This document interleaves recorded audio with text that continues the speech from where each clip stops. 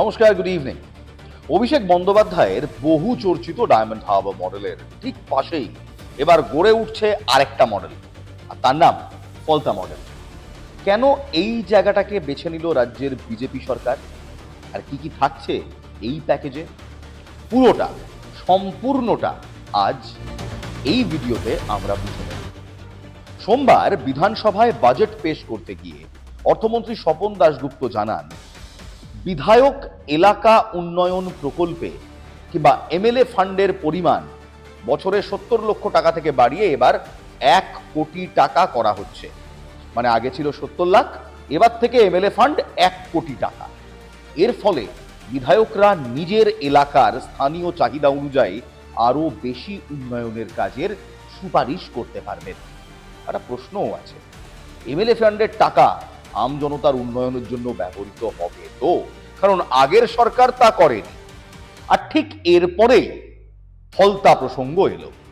দক্ষিণ 24 পরগনার এই বিধানসভাকে একটি মডেল ব্লক হিসেবে গড়ে তোলার পরিকল্পনার কথা জানানো হয়েছে এই বাজেটে। প্রথম দফায় স্বাস্থ্য আর শিক্ষা খাতে বিশেষ নজর দেওয়া হচ্ছে ফলতার জন্য। সেই ফলতা যেখানে সিংহাম বনাম পুষ্পা হয়েছে, সেখানে এবার ফলতা মডেল।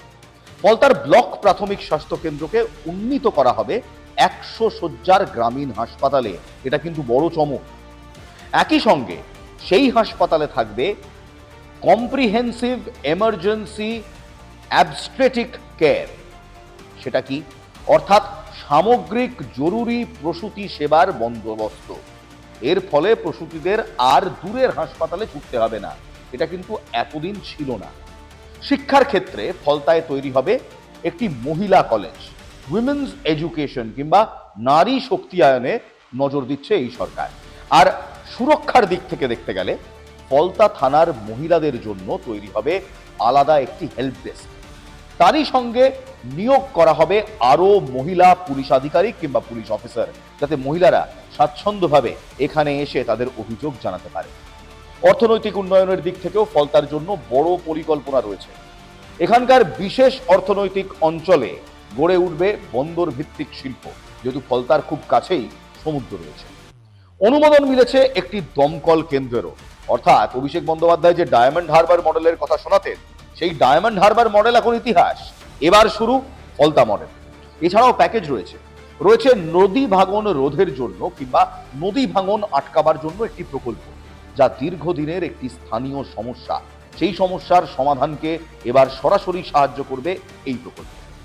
এই পুরো প্যাকেজটা বুঝতে গেলে একটু পেছনে ফিরে দেখা উচিত।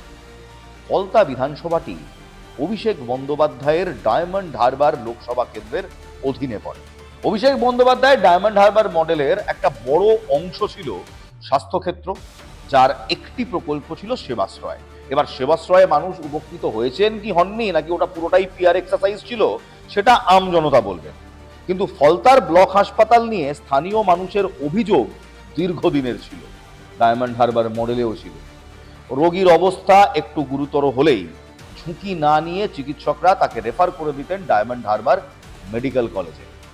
নতুন হাসপাতাল প্যাকেজে এই পরিস্থিতির উন্নয়ন হবে কিংবা এই পরিস্থিতি বদলাবে, এমনটাই ফলতার আম জনতা ভাবছেন। এই ঘোষণার রাজনৈতিক দিকটাও কিন্তু বেশ স্পষ্ট। বিধানসভা ভোটের প্রচারে ফলতায় গিয়ে তৃণমূলের প্রার্থী জাহাঙ্গীর খানকে তীব্র আক্রমণ করেছিলেন সেই সময়ে শুভেন্দু অধিকারী। আর সেখানেই তিনি ঘোষণা করেছিলেন যে যদি তারা জেতেন ভোটে, অর্থাৎ যদি বিজেপির সরকার হয়, তাহলে ফলতার জন্য তার সরকারের একটি স্পেশাল প্যাকেজ আনা হবে। পাশাপাশি বিজেপি প্রার্থী দেবাংশু পাণ্ডাকে বড় মার্জিনে জেতানোর আবেদন জানিয়েছিলেন শুভেন্দু অধিকারী। ফলতায় দেবাংশু পাণ্ডা জিতেছেন এবং সেই কারণেই এবার যেমন কথা তেমন কাজ। ভোটের পরে সেই কথাই প্রতিফলিত হয়েছে। আর ভোটের আগে ময়দান ছেড়ে দেওয়া জাহাঙ্গীর খান এখন জেল হাজতে বন্দী। বাজেট ঘোষণার পর ফলতার বিধায়ক দেবাংশু পাণ্ডা বলছেন, তার বিধানসভার জন্য করা ঘোষণাগুলো তার কাছে একেবারেই অপ্রত্যাশিত ছিল। মহিলা থানা, ফায়ার ব্রিগেড, মহিলা কলেজ থেকে শুরু করে নদী ভাঙন রোধ প্রকল্প, সবকিছু মিলিয়ে মুখ্যমন্ত্রীকে ধন্যবাদ জানাচ্ছেন দেবাংশু পাণ্ডা। ফলতাকে একটা গুরুত্ব দেওয়ার হয়েছে, ফলতার মানুষজনকে গুরুত্ব দেওয়া হয়েছে, এর জন্য তিনিও খুশি। তাহলে সারমর্ম কি দাঁড়ায়? সারমর্ম এই দাঁড়ালো, একটা সময়ের আলোচিত ডায়মন্ড হারবার মডেলের ছায়াতে এখন গড়ে উঠল বিকল্প মডেল, যেখানে স্বাস্থ্য রয়েছে, শিক্ষা রয়েছে, সুরক্ষা রয়েছে, অর্থনৈতিক উন্নয়ন রয়েছে এবং সবার ওপরে মহিলাদের শক্তিয়ায়ন রয়েছে, ক্ষমতায়ন রয়েছে। সবকিছু একসঙ্গে জুড়ে দেওয়া হয়েছে একটাই প্যাকেজে। রাজনৈতিক প্রতীকী মূল্য যতটা, বাস্তবায়নের গুরুত্বটাও কিন্তু ঠিক তেমনই।